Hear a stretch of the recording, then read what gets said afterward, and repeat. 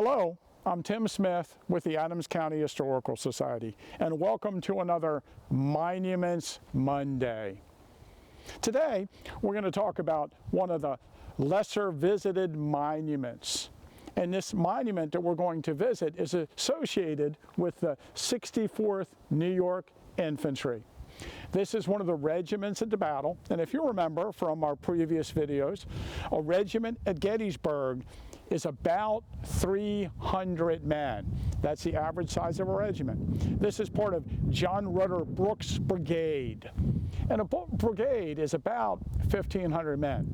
In this case, the 64th New York had, I think, 237 men present for duty, and they suffered a loss of about 100. So they lost a considerable amount of their men. Now, as part of Brooks' brigade, which was part of Caldwell's division of the 2nd Army Corps, this unit on July 2nd was shifted from Cemetery Ridge into the area we refer to as the Wheatfield in an effort to drive the Southern Army back that was attacking this position. And you know, this unit was very successful in the clearing of the Wheatfield on July 2nd. As a matter of fact, if you want to read about the action they're involved in, probably the best description of it is from Gettysburg Magazine, #3, an article by a good friend of mine, Eric Campbell, and it's called Caldwell Clears the Wheatfield. But this unit charged through the Wheatfield into what is referred to as the Rose Woodlot, the woods that were part of the Rose Farm. They drove the Southern Army back all the way to the edge of the tree line. They held the top of this ridge for a time, and then this unit was, with the rest of Brooks' brigade, driven back through the woods and out of the Wheatfield. Some people say that Brooks' brigade made the farthest advance of any northern unit in the fighting on July 2nd. But this particular unit, Company F, was commanded by a man named Captain Henry Fuller. And as the unit was retreating back through the woods, Captain Fuller was wounded and eventually succumbed to his wounds and died. This monument here was placed in July 1890, and 4 years later, in 1894, a marker was placed to the spot where Captain Henry Fuller died. And it is one of the lesser visited monuments on the battlefield, and it's one that is really difficult to find. And when people talk about monuments that they have not found or have trouble finding, this always makes near the top of the list. And largely because people try to find it in the summer, and if we explained several times, it's easier to find these monuments in the winter where there's a lot less underbrush. So we're going to show you how to find this monument, tell you a little bit about it. So normally in these videos, I tell you that you have to find the monument.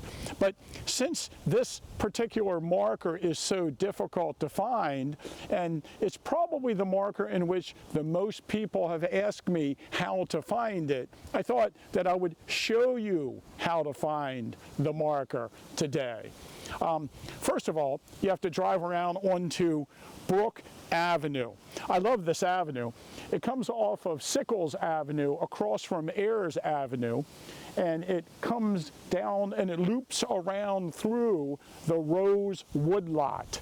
And the avenue actually changes names 3 times on the way. And there's a marker up here for Cross Avenue, there's a marker for Brook Avenue, and on the other side there's an avenue marker for de Trobriand. And these are 3 brigade commanders that controlled troops here in the fighting around the Wheatfield. And of course, John Rutter Brooke commanded the brigade, which the 64th New York is in, and of course, Henry Fuller is part of. Now, I wanted to mention that to get to the monument, the best way is to come here and find this marker, and just across the avenue from it, there's a gravel pull out, so you can pull right in there just before you get to the bridge over Rose Run. And we're going to walk along the path which is the remnants of the Gettysburg Electric Railway, which was here from 1893 until 1916. And although the tracks were removed many years ago, the remnants of the path of the Gettysburg Electric Railway is still here. So if you pull in this little gravel pullout and you walk down the trolley path over the bridge, over Rose Run, then we'll show you exactly how to find this marker we're talking about.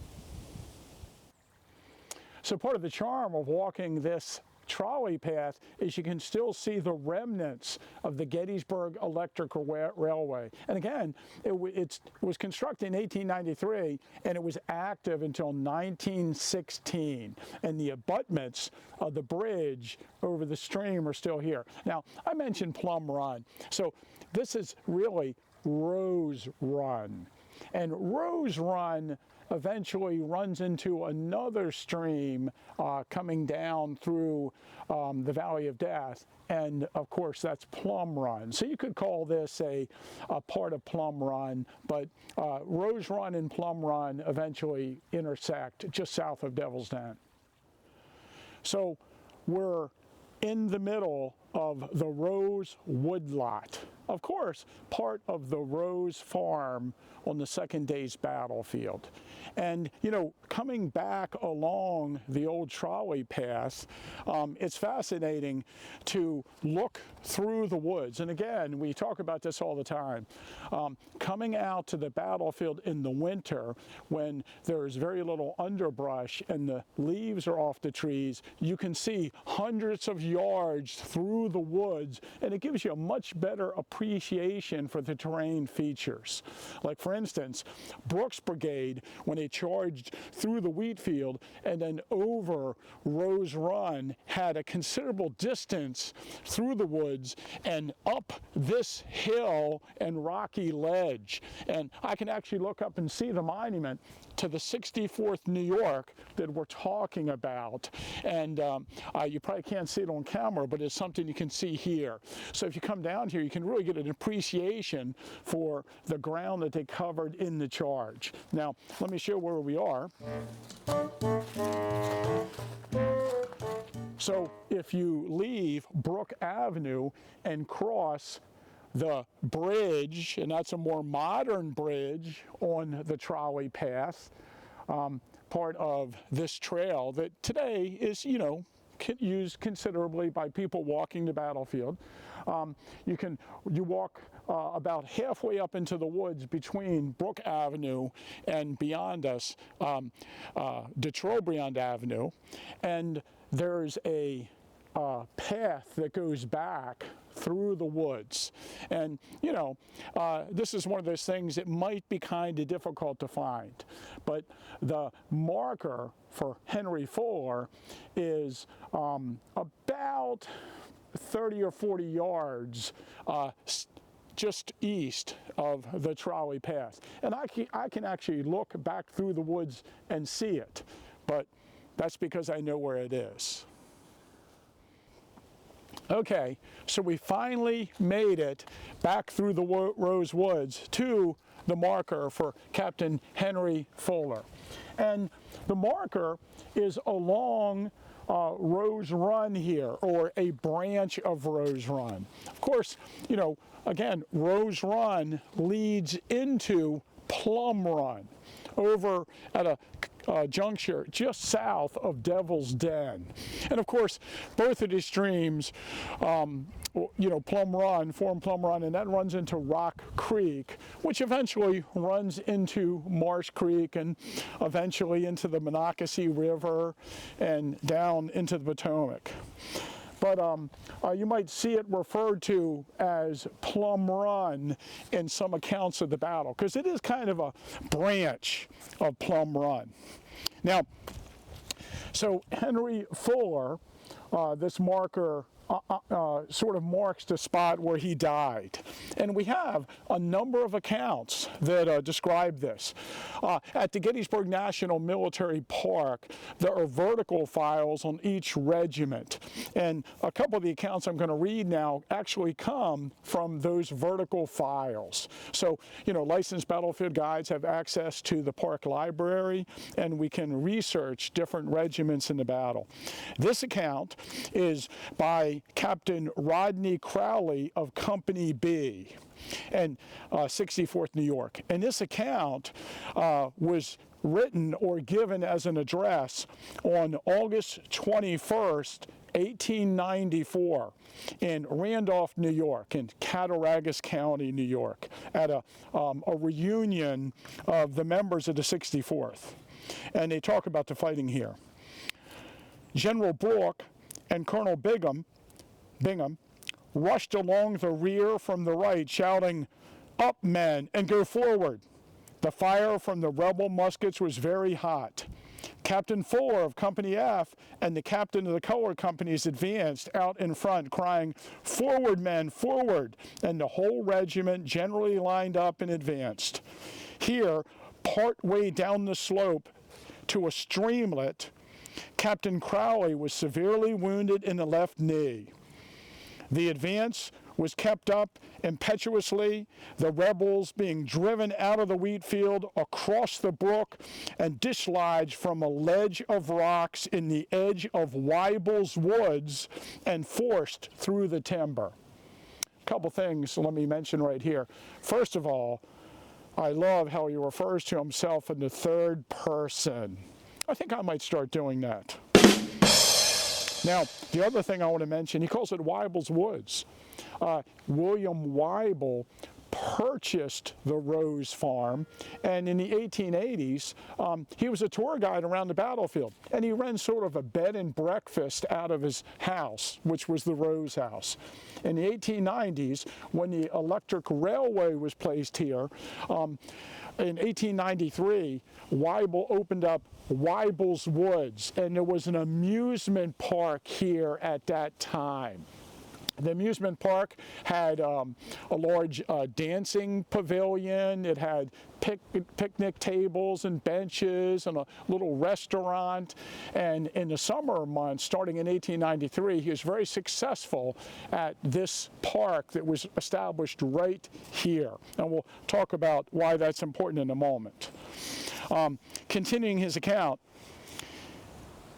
here, Captain Fuller received a shot in his leg, and immediately after, while being carried to the rear by Whipple of Company F and Lyman Jeffords of the same company, received another musket ball in his lungs, which killed him. Now, they mentioned in that account Whipple of Company F.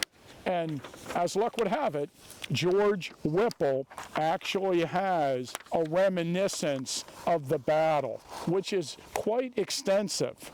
And in his reminiscence, George Whipple wrote, "Captain Fuller was just a little in advance and to the right of Company F, in between some rocks, firing at some rebel colors when the order came for us to fall back.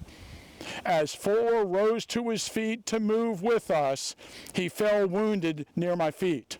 I helped him up. One of his legs seems useless. I had hold of him on the left, and someone assisted him on the right side, and thus we made several rods to the rear, followed by the enemy, when a bullet struck him in the back and came out in front just under my arm. The other soldier, helping then, left us, and I took the captain in my arms and partially carried and partially dragged him back to a small stream. As I took him in my arms, he looked up at me and said, 'George, keep up good courage.' I shall never forget that look. I put him behind a rock and straightened out his limbs, for he was dying. Now the rebels came on and demanded my surrender with awful threats. It was hard to leave my best friend and captain. 2 Confederate soldiers escorted me away. And Whipple actually was taken prisoner, actually marched all the way to Staunton, Virginia, ended up in prison in Richmond for almost a year before he was paroled. Now, the man we're talking about is Henry Van Arnhem Fuller, the oldest son of Benjamin and Ann Van Arnhem Fuller. He was born in the village of Little Valley, Cattaraugus County, New York, on February 16th, 1841. He entered the Army as a private in Company F, 64th New York, in 1861 at Elmira. He was eventually promoted to orderly sergeant. After the Battle of Fair Oaks, he was given a commission as a lieutenant. And in 1862, December 30th, 1862, he was promoted to captain. He was killed here or died here at this location. His remains were recovered by the unit on July 4th and eventually taken to his home in Little Valley, New York. Now, Captain Fuller was 22 years old. He had married in 1860, and he had a son who was born on May 19th, 1862. So he was just a little bit over a year old. And he's buried today in Little Valley Rural Cemetery in Cattaraugus County, New York. So we'll show a picture of his grave here. Now, in these videos, of course, you know, the information that I'm giving you thus far is pretty well known. Or I shouldn't say pretty well known, but it's available. But I always have to add a little more to these videos. So something I discovered a while back in the Gettysburg compiler, there's an article about this particular marker. And this is from the Gettysburg compiler, July 3rd, 1894. Yesterday evening, a party of veterans and friends of the 64th New York Infantry dedicated a granite tablet on the western side of the Wheatfield where Captain H.B. Fuller of Company F fell mortally wounded at 5 o'clock on the evening of the second day of the battle. When Captain Fuller was shot, he fell back into the arms of Private G.W. Whipple and soon after expired. Mr. Whipple has been here some days superintending the erection of the neat tablet, which was cut by Gettysburg granite by Mr. Charles William Ziegler of this place and bears a bronze historical plaque. So a couple things about that. First of all, they mention it's made out of Gettysburg granite. And Gettysburg granite, of course, is the nickname for the type of stone around the battlefield in which many of the bases of the monuments and several entire monuments themselves are carved out of. And it's not really granite, Gettysburg granite, it's diabase, which is similar in appearance to granite, but don't take the monuments for granted. Now, also we should mention with this marker that, you know, George Whipple is the one who came and erected the monument. And we should also mention that at the time the monument was placed here, and it was dedicated on July 2nd, 1894, that was at the time that this area was being used as an amusement park. So I wonder what this area looked like around us, and where the dancing pavilion was or where the restaurant was at the time it was dedicated. So it's not on GBMA property, but the marker was placed on William Whipple's property at that time, which I think is fascinating. And the last thing is that the marker was placed here, and the stone was carved by Charles William Ziegler. Coincidentally, like his great-grandson was just in our research room last week. But he was a little boy during the battle. I think he was 9 years old at the time of the battle and lived on West Middle Street in the fighting. He became a stonecutter by trade after the Civil War. And at the time that this marker was made, he had a shop on York Street. I believe it was 236 York Street, near the intersection of York Street and Hanover Street, at that Y in our town. So it's really valuable for us at the Adams County Historical Society to tie in the stories of the battle, also with some of the locals who were involved in the creation of these markers around the battlefield. And one last thing, I'm going to put here in the description a link to a video with that features Gary Edelman and Wayne Motts, and a very touching story about this marker. So be sure to watch that. So the last part of this story that we want to talk about today is the temporary grave for Captain Henry Fuller. And this actually comes to us from a letter written by the Major of the 64th New York on July 5th to the father of Lieutenant Willis Babcock.